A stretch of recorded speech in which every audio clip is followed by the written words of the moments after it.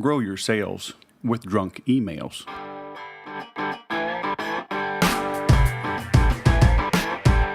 Hello, my friend, and welcome to the Sales Podcast. I'm Wes Schaefer, the Sales Whisperer, your host. Today, we have Mr. Jon Buchan, all the way from the UK. Interesting character. We get into his story, but sending drunk emails is kind of what put him on the map.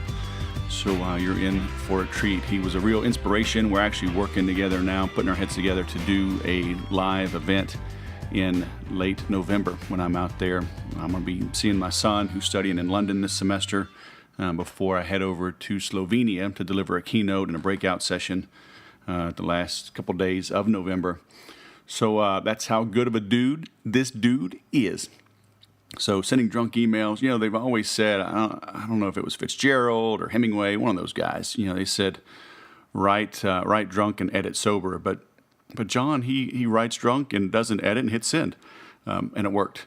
So sometimes you got to break the rules, right? Sometimes necessity is the mother of invention.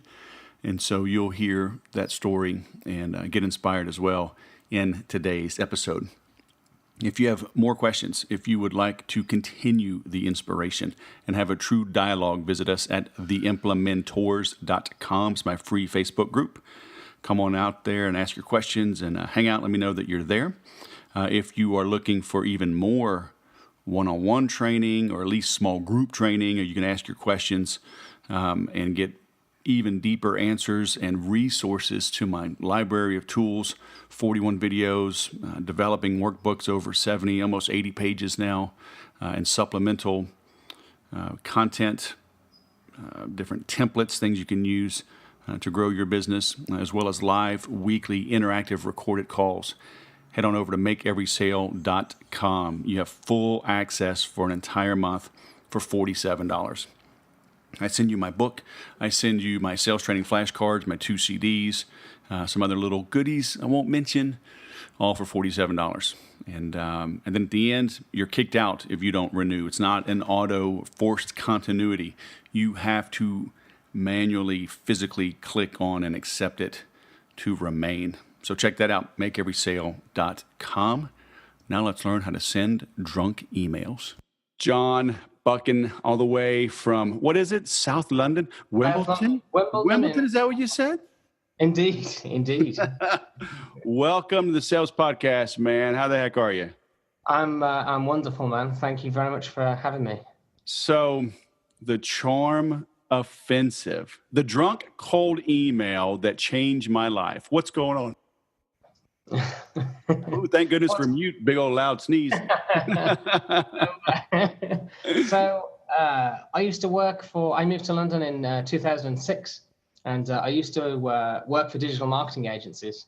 So started my way at the bottom, as a sort of consultant, and then gradually sort of worked my way to the top. You could say I quit my way to the top because I sort of got promotions, did well, then went to the next place, did well there, and kind of progressed quickly.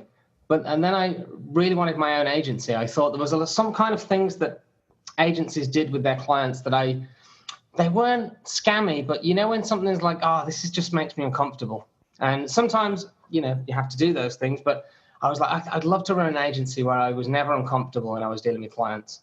And just decided, because my enthusiasm had gone down for the work I was already doing, started my own agency with my brother, and for a year it went great. All the word of mouth leads sort of sustained us, but then those dried up, and that's when I realized, it's really easy to run an agency when you've got great salespeople giving you hot leads to help close. So I used to go along to these sales meetings, and I would be the sort of geeky consultant. He would be the great, go with the great salesperson, usually one in particular, and I would be the sort of expert that would go along and close. But then I realized, I didn't have someone opening leads for me.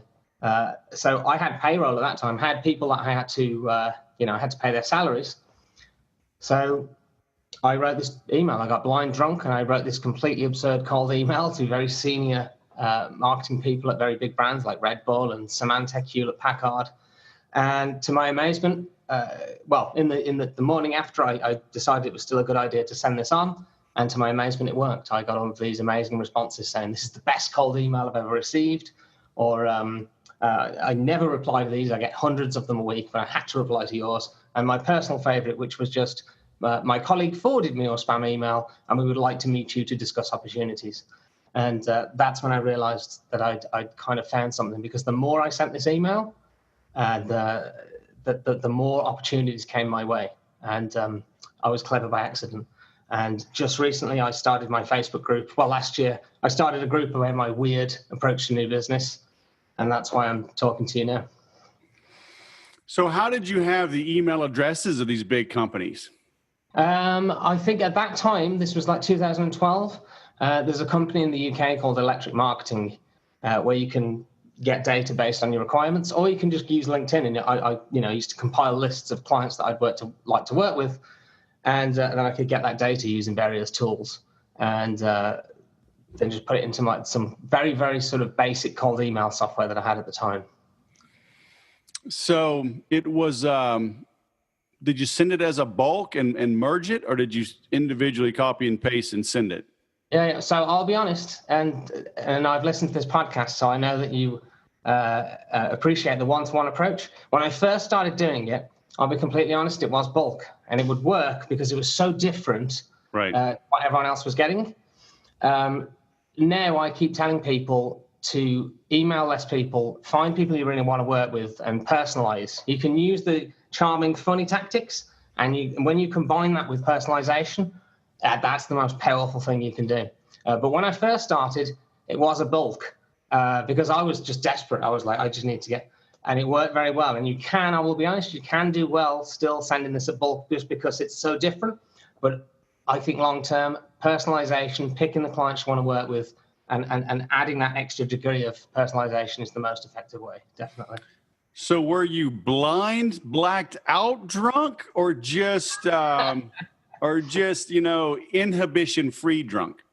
I can't remember writing it. I can remember when I was writing it that I was thinking, okay, I need to write the opposite of what everyone else is sending. So I knew what that was, but I must have been pretty drunk because I can't recall much other than I started to write it, and then obviously the next day being like, oh my God, this has worked really well. So how many did you send it to? Like a couple hundred, a couple dozen? Maybe a couple of hundred, I think. At least, probably 200 at least. Mm-hmm. I can't recall the exact details, but it was enough that I was like, oh my God, I've got to find a magic trick. You probably got quite a few complaints. Not really. That's the interesting thing. I used to get, from time to time, obviously, because you're interrupting someone's day, you kind of deserve to get some angry replies, because at the end of the day, it is a cold pitch, no matter how you look at it. But not as many as you'd think. And it was kind of funny. Even I remember my favorite negative response was something like, congratulations, this is the worst sales and marketing email I've ever received. And then before I could reply to inform him of his error, he sent another email saying, but the irony that I replied to you is not lost on me. I just thought that was great. That, not everyone is going to... The reason it works is because some people are going to love it, and there are some people that aren't going to like this approach. And it's not because I'm being deliberately contrarian, it's just this kind of funny approach is my personality. It's others too, and it works really well, and it helps you build rapport very quickly.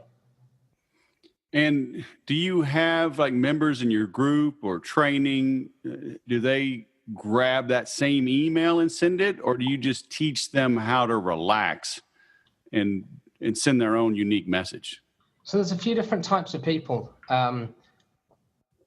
There's some people that just take those templates and they just change barely anything, and they will see results because it's designed that way. It's funny, but I try and get more and more people to learn how these emails are constructed, how this copy works, and then they can incorporate their personality into it, and they've got a skill, and they know how to write in a disarming way, but it also is congruent with their personality. So there are different kinds of customers. I want more of the people that they develop their own style based on learning the principles. But I'll admit, of course, there are people that just see it as a weapon. I want to use that. It works. And there's different types of people. Yeah, I mean, I get pitched so much for people to come on the show, and I got a standard reply, a canned thing I send, and but yeah, yours stood out. Like I've got so now I'm on your list. Heaven forbid. Um, How did you sign up? I guess I did. I don't know. The drunk cold email that changed my life. Mm-hmm. Your magic email cheat sheet, the sales meeting that changed my life. We've only got $100,000 to spend this quarter. Can you do that? Yeah. So I've just done a launch recently, so you've probably been bombarded. Last chance. Why most pitches suck. Yeah. Right. On the last day of a launch, yeah. I usually in the last message I apologize. I'm like, I'm sorry. The more emails I send on this last day, the more money I make. I understand, and I like doing it. Usually I send a big, like, sort of apology. I didn't think I did on that one. But this is the thing. I've only been doing this information product stuff for like a year and a half. And when I went into it, I used to say things like, I'm never going to use scarcity, and I'm never going to, and then reality bites. So I try to be as polite as I can, but, it's also my job. So occasionally, but luckily people can just click unsubscribe if they can always unsubscribe, and people act like we're sneaking into their bedroom in the middle of the night. Yeah And it's like, just unsubscribe.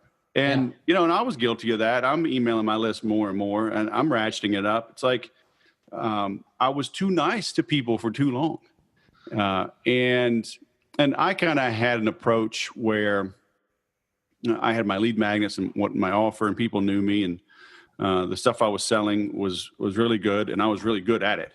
And so I was like, take it or leave it, and a little bit of drip depending on the opt-in. But yeah, I'm literally like right now ratcheting things up and coming up with more launches, and because my list had grown, it has grown, but it's also grown unresponsive because I wasn't selling them enough. Ironically, the Sales Whisperer was not selling them a lot.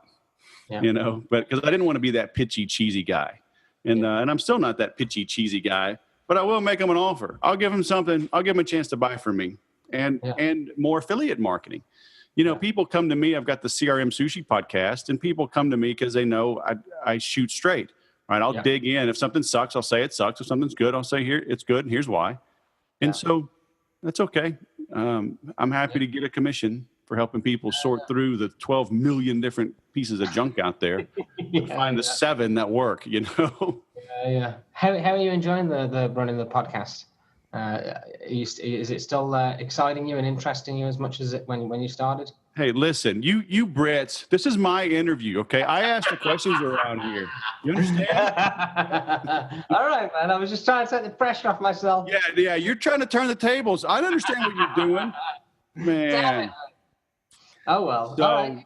Exactly. Sorry. Yeah, the sales podcast has been great. I mean, it's 5 years running, and it gives me access to great people. And the CRM Sushi podcast, I need to do more of that. I've got like 25 episodes. I just got 2 more done.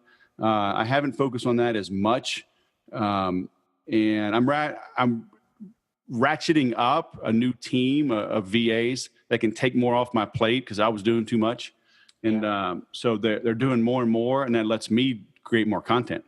Nice. Nice. But yeah, I mean, I love it. I love talking with people, and it's great. It's content, it's information, but also from a selling and bonding standpoint, right? These things, they'll run 30 minutes to over an hour, and so it's how many times do you get to speak and be inside somebody's head for 30 minutes to an hour uninterrupted? Yeah, definitely. As I say, I don't think there's ever been a better time to be in business. Like with all of the different media types, and if you can get good at something, build an audience. And it's like it's for me. I think the as much as I love a lot of my spiel is about cold pitching. What I've done in the last year and a half and building an audience and being able to just sell products to that audience is my favorite business model. I wish more people would go for it because it's like the rules have changed. It's like unbelievable the advantages it gives you. I don't know if you agree with that, but sure. Now, are you making your own copywriting courses, or are you an affiliate and recommending others? A little bit of both. always created my own stuff. Like even before I started the original Facebook group, the Charm Offensive group, which was March last year, because I had this weird technique and I didn't used to tell people about it. As much as I was sending it to hundreds of people every week, every month to get business, whenever I used to put it on Twitter, like they'd scan a photo or, they'd scan the letter or they'd take a picture of it. It would be like, I would always be concerned, like, oh, my secret's going to get out. This is how like weird my mindset was back then. So when I basically I had this friend that was, he ran the traffic and copy. He runs the traffic and copy Facebook group, big group on copy and traffic, as you'd imagine.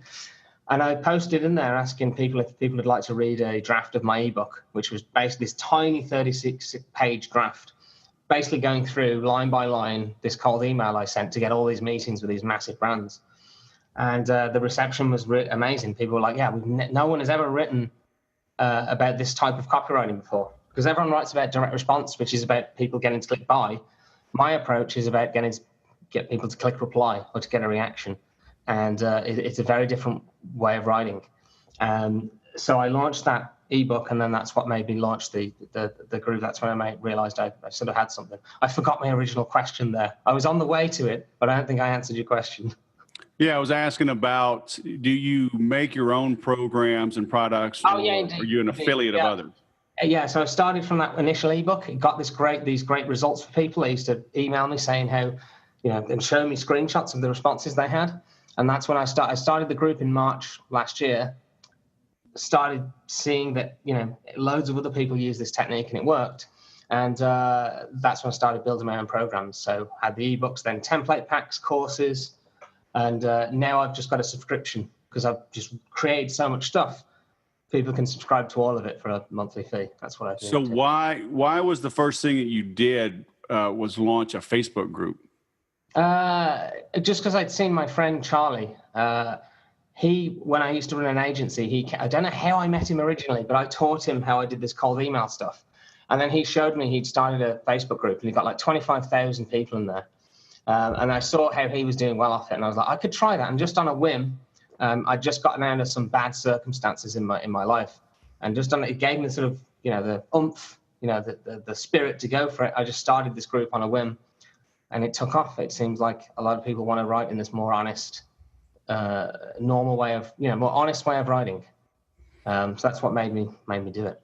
So then how do you monetize your Facebook group? So at the moment, it was just with different individual launches. So I'll launch a template pack, such as, for instance, in the last few months, I launched a template pack for Upwork. Basically, any job you want on Upwork, there's a charming way of, you have to send a cover letter, essentially, to every, there's jobs people post, and you send a cover letter. I wrote something funny that people can attach, and they've started getting results. So you have all these different products that people can buy, individual template packs for cold email, direct mail, for all these different purposes. But the best thing people can do is just to sign up for the subscription, because you get access to everything I've created and everything I'm going to create. And people request new templates that for every ask you can imagine, there's a template. So for people that want to ask for testimonials or for ask for referrals from their existing clients, there's templates for that. So that it's basically just a big collection of all these different courses and templates I've created over the last year and a half. How do you balance sharing some of your stuff, but holding enough back that you can charge, right? Because over time you could show everything and then there's nothing to buy. Yeah, that was always a worry. I was always worried that if I gave this information out, I wouldn't even know how to use my own tactics anymore, because they'd be out there.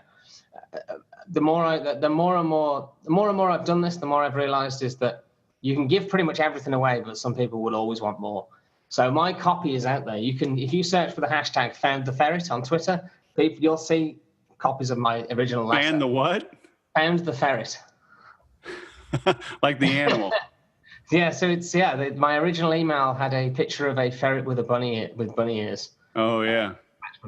And so anyone can see the original copy, but people want to learn how to write it. They want other templates. They want follow-up templates. They want templates for LinkedIn. They want to learn how to do lead generation. Obviously, that's my best little magic trick, and it is crazy. Like if you send an email like that to enough prospects, you will have leads, and you can close them, and you can turn them into money very, very quickly. But there's so much more that people can learn. Like, how did I write that email? What are the important parts? How do you follow up? How do you build an audience and use those kind of techniques to sell your expertise at scale? There's so much more than the stuff that I give out for free. I give out enough for free that people can make a ton of money from it. But some people will always want more, and that's my whole business. So when somebody asks for something more, right, like an Upwork template, if you've never created an Upwork template, how do you know it's going to be any good? Because that's the thing. Here's the hilarious thing with Upwork. I've used it once or twice before, but I tried to sign up as like a copywriter because I was writing this template, and I think I got rejected. It was like, no, we've got enough, because I deliberately just, I rushed through the sign up process, and it was like copywriter, and I put my fees as like 10 grand minimum, and I just rushed through. And I got rejected. We have enough copywriters. So I'd never even used it properly, but I know there's a way of writing that works no matter the channel. There's a disarming, self-effacing way of writing that granted, you might have to change slightly because it's different if you deliver a Facebook ad to someone than you are a cold email versus an Upwork. There's little tiny changes in context, but really the right words in the right order to the right people can get you almost anywhere in life. And that can be on Upwork or whatever other channel. So I just knew it would work. I just wrote it in. It didn't take me that long to write, but I just knew from all of my previous success that this approach would work. And it didn't take me long. It was like a week or two before we got testimonials from people saying, yeah, every time I send this, I close 70% more pitches. And some people just give me the pitch immediately. There's just a way of writing that will work on any channel. And it's just about trying to get attention, being self-effacing, being understated, basically just trying to make the best first impression you can. And that will work no matter the channel. Yeah. So were you this formulaic? I mean, did you have this process as a writer when you wrote that first drunk email, or were you more of a marketing agency and writing was just one of the many components that you did?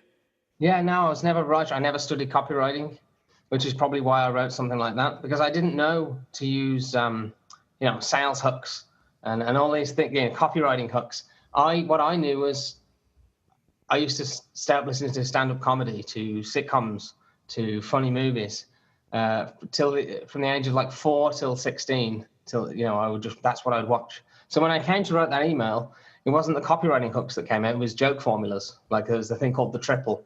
Uses the power of 3, and you say 3 things, and the last one is the silly one.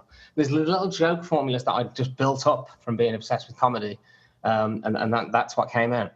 When I got formulaic was when I had to reverse engineer it. Like, what have I done here that has made this funny or persuasive? And that a lot of what I do is I'll write stuff out, and then I will reverse engineer it for my audience. Okay, this is what I've done. But I never sort of had a cerebral way of trying to learn this stuff. Right. It's all just been, I've built it up, and then I'm sort of explain it for people. So did you turn that little 36-page ebook into a course? Yeah, a course called, so that little ebook was just basically went through one of my email templates line by line. And then my first course was called Always Be Winning, which showed people how to come up with a pitch that was compelling, like a story, a pitch that you can come up with, how to set up your social media profiles, how to write to people in a way that is disarming and that gets their attention, and then how to close deals, like all the little steps that I've used to close deals with big companies. I've looked back at them and analyzed them in detail. So there is a big part on getting those responses using cold email, but there's the other important parts around it, because it all plays a part in closing those deals. So when you're going after HP and Symantec back in the day, I mean, what were you trying to sell them? It was usually any kind of digital marketing. So search engine optimization, social media consulting, content marketing became a big part of what we did. It was taking their clients' expertise and turning it into visually appealing forms of content that we could get published in big publications. We did a lot of content marketing stuff. And then, just paid search, general digital marketing strategy. But it definitely went in the direction of content a great deal. So do these big companies just have teams of people and teams of consultants like working on different segments of their business? Because obviously they're so huge. Yeah. One person, even one decent sized firm probably couldn't handle everything. Yeah. They have multiple departments, and then they have agencies, and you can imagine these companies are huge. So when we won Symantec, we managed to get in with multiple departments, and the same with Hewlett Packard, because they all have different budget, different assigned budgets, different needs. So that worked out pretty well for us. So these big Fortune 100 companies, they have a personality and a life? Yeah, indeed. Well, they replied to my email, which was, that's the thing, like Symantec, the people were amazing, and they replied to my email, so they obviously liked it. But Symantec's brand guidelines, they had things in them like no humor, no analogies, no metaphor, all the devices of the English language you couldn't use in their guidelines. But the people at Symantec were not like that at all. And I think people make this mistake, is they're like, someone that works for Symantec, or someone that's an IT director or a finance director, they'll never like an approach that's funny. And that's the wrong way to think about it. You can't pigeonhole people by job title. The people at Symantec they loved the silly email. The corporation itself maybe wasn't the most light-hearted, but the people within it are. And that's who I write to when I'm writing these templates, is I'm not writing to a fancy job title. I'm writing to the person behind it. Right, but then what do you create? I mean, if your style and demeanor is funny and get drunk and send an email, and then you land a company with a stick up their butt, what are you going to create? Yeah, well, to me, on that, I have two points. One is there is something to say of the creativity that comes with having to work within confines. So for me, I got that, and I could have just moaned and gone, well, I'm not allowed to be, as I did actually probably at the time. I did moan. I say that I would moan. I probably did for a long time. Actually, I did. I remember I did. But there is an advantage to having to work within those confines. It forces you to be more creative, because you're not allowed to use all the stuff that you usually use, because you've got to do it for this purpose. And secondly, I wouldn't say that if I was to go back, I would not work with Symantec, because they paid me an incredible amount, and I definitely would. But I would say is to avoid that, you could just email only companies that you really want to work with. And that's probably the approach that I would take if I was to do it again. That's the benefit of outbound. Is you can pick the people that you really want to work with. So you should probably take more advantage of that, rather than just taking whatever comes. Be particular. It's better long term. You're going to do more deals that you actually like the end result of. Right. So you gave me a few links. Your website's Charm Offensive. Your Facebook group is Charm Offensive. You got a Reddit thread, the Drunk Cold Email that changed my life. Yeah. Where should people go first? Should we just send them to Facebook? Yeah, Facebook's good. If you go to the Charm Offensive Facebook group, but also if you go on charm-offensive.co.uk, there is a thing called My Little Bag of Tricks, which has got all manner of goodies, like a magic email cheat sheet, and you get to see the exact copy that I sent in these emails that we're speaking about, and all sorts of other things that you'll get in that autoresponder sequence. But yeah, the Facebook group, primarily, can't pronounce that word right immediately. The Facebook group is what you should probably check out. I can be found on LinkedIn as well, or go to charm-offensive.co.uk. So you had mentioned Twitter. Are you still active as much there, or why were you so active on Twitter back then? I wasn't active on Twitter. It was that I used to send these letters out, and people would take pictures of them, and they would tag my agency name in it, so I would see them. And at the time, I was like, "Oh no, people are gonna, someone's gonna write a blog post about this. My secret's gonna get out," which was obviously not something I should have worried about. So that's why the thing with Twitter happened is people would, and also on the stickers that I would send in my letters to people, it would say on them hashtag Colin the Ferret. So I was kind of baiting them into posting this kind of stuff, I guess. So yeah, it's 'cause I'm looking up All right. So you said fan the ferret. I found the ferret. Oh, I found? I just found the ferret. Oh, found. Okay. Found the ferret. Yeah. Ferrett? Yeah. I can send you a link. All right. I'm not finding it. Come on, man. I'll post it. Here, look. Here you go. I'm looking for it. I've put it on Zoom for you here. Now I'm on Twitter looking at sports, man. So you got me all misdirected. Yeah, that link there should work. You can see people posting the stickers and. That's funny. Yeah. So, and the ferret. So people are taking pictures. Yeah. Now, who are they circling? It's not you. What do you mean? I don't know. Some of these I'm just looking, and maybe some of these are unrelated too, because they'll look at that. Oh, that one. Yeah, that one with the circles. Not relevant. The picture, yeah. Ferret was funny rabbit ears. I mean, so if y'all are listening to this, you got to go. And you can read my original letter there as well. Found the ferret. So it's all one word. Hashtag. So these are printed. What is this one lady doing? So I used to send these physical mail, and then I started. I wanted to know, like, how can I maximize response rates? And at the time, I didn't think, like, why don't you follow up with the people that didn't reply? My thinking was, I'll send it as a letter, and I can include this weird sticker in it. And then when I follow up on email, my subject line will be sorry for the ferret in the post. And that made my open rates like sky high, because they wanted to know, what else is this crazy guy going to say? And so Colin the ferret is just the mascot you created? Yeah. I got that image off Google Images. I named him Colin, and I just ran with it, and it worked. How come Colin needs more fans, man? I don't understand. Yeah, I know. I've stopped promoting him, so I just used it then. Have you seen the letter? You'd like the copy in the letter, especially the last few lines. Yeah, I'm gonna go get it. And just to prove this works, everybody that's listening, it's he spammed me. He sent me this email, but I could tell it was a personal email, and to come on the show. Just last week, and I'm looking at my calendar, and next week is a holiday, and I've got a couple already. I do these on Mondays, but I blocked out the rest of the month of September. I'm not doing interviews because I'm booked. I got shows for the next 2.5 months.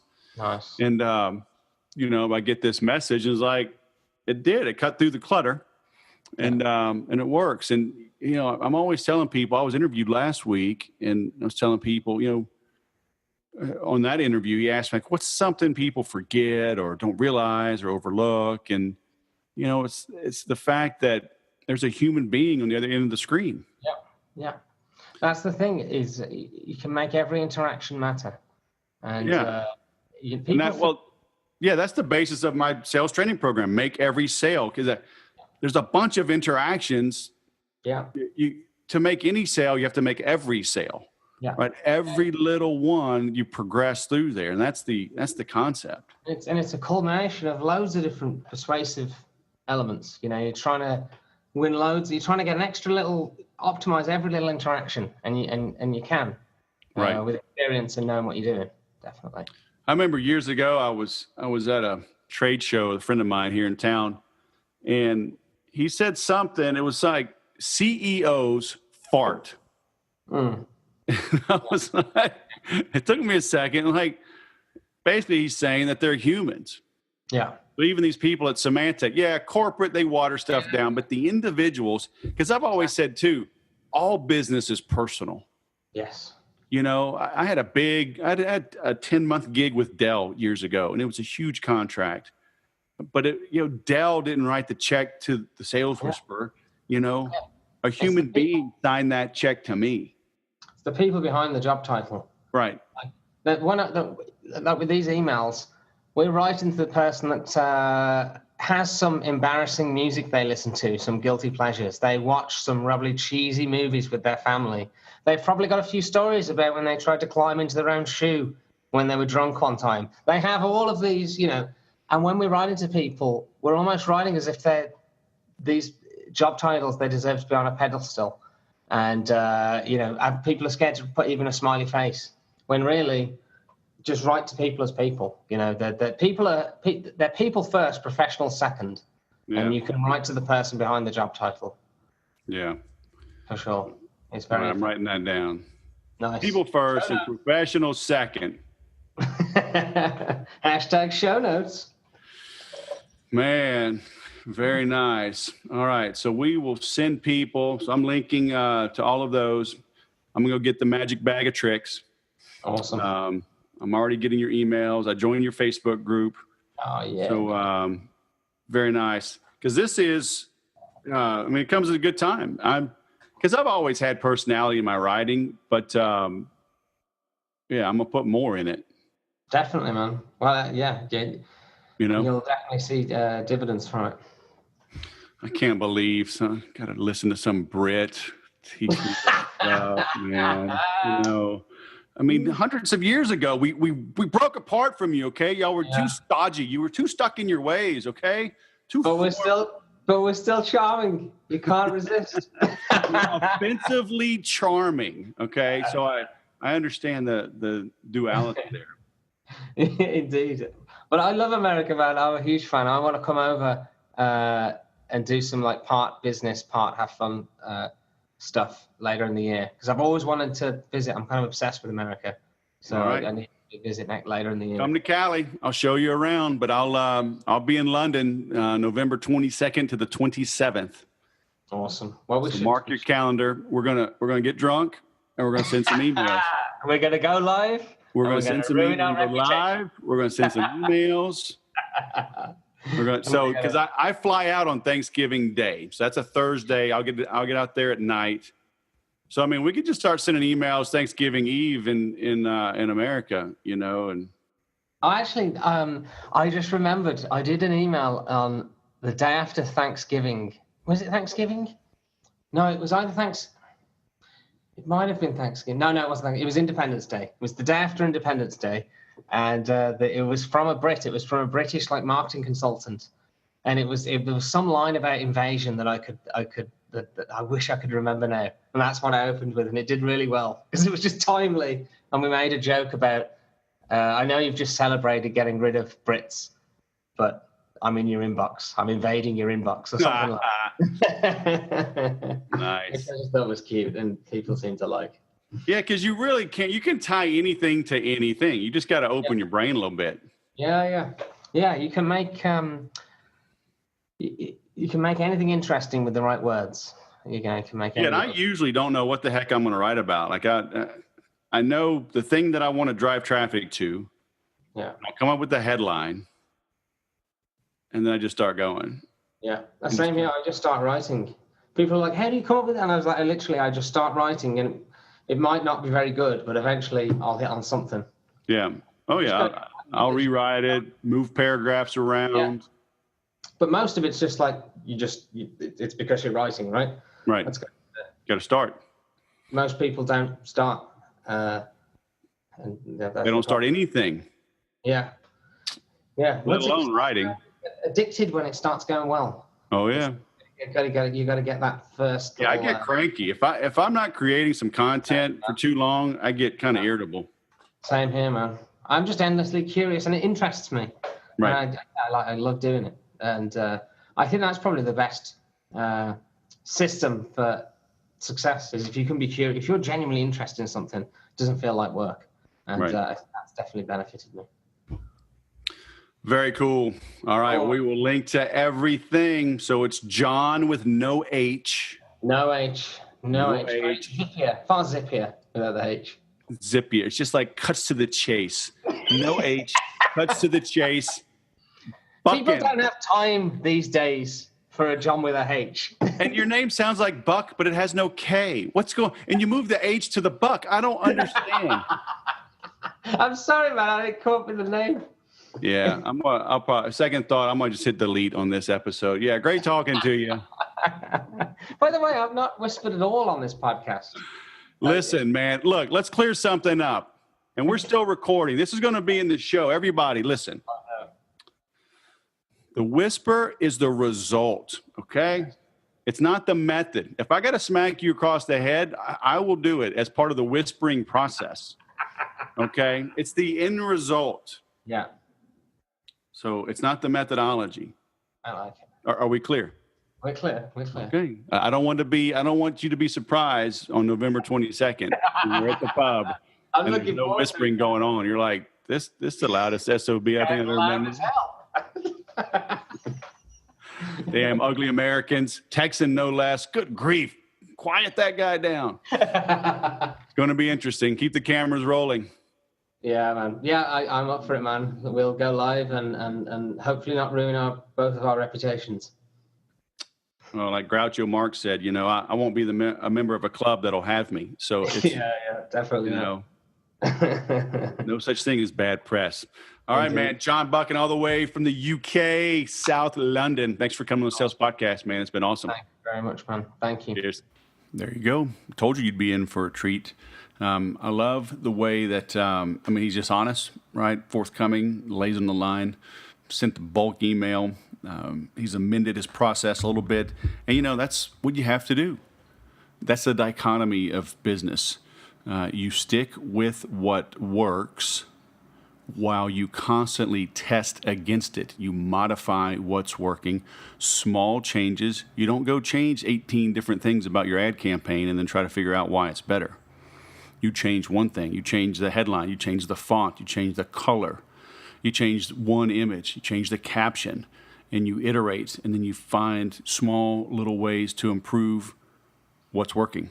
So, he did that. Now he's sending private emails, created the ebook. And so constantly worked to evolve this and perfect it. You have to do the same thing. But he started with a big push, that one big thing. Too often, I see this happening where people, they want to dabble, they want to nibble. They want to just tiptoe into the water. You've got to jump into the deep end with a big cannonball and splash everybody on the side of the pool. Okay? Get out there and make a difference. I always tell people there's only two reasons the marketplace doesn't do business with you. Either they haven't heard of you or they have. Most of you listening to this, the problem is people just haven't heard of you. What are you doing to get the word out? Go make a difference. Make a big splash. Yes, some people will be angry, but like Roy Williams always says, if you don't piss somebody off by noon, then you're not marketing. So get busy. Pull the trigger, ride the bullet. Okay? The risk of insult is the price of clarity. All those come from Roy. So get after it. Okay? Go make some noise. If you want encouragement, if you want reassurance, if you want concepts and ideas to make some noise, head on over to makeeverysale.com. 30 full days of access for $47. All right? 4 live calls with me. Every Thursday, we're on a live video call. There's a workbook. You get immediate access to the videos, all the content, all the boilerplate, all the templates, all the supplemental documents I've put in our private group. Okay? Free total access. When you pay the $47, all that covers is my book, my 2 CDs, and the sales training flashcards, and shipping. So you get the physical assets, okay, and then unlimited access for 30 days for free in the group. You ask me questions, whatever. So come on out. We will help you make some noise. I guarantee it. So, hey, please leave a review. 5-star reviews help a bunch. Please share the podcast. Share it on social media, okay? Let me know that you're out there. Ask a question in the implementors.com. It's our free group.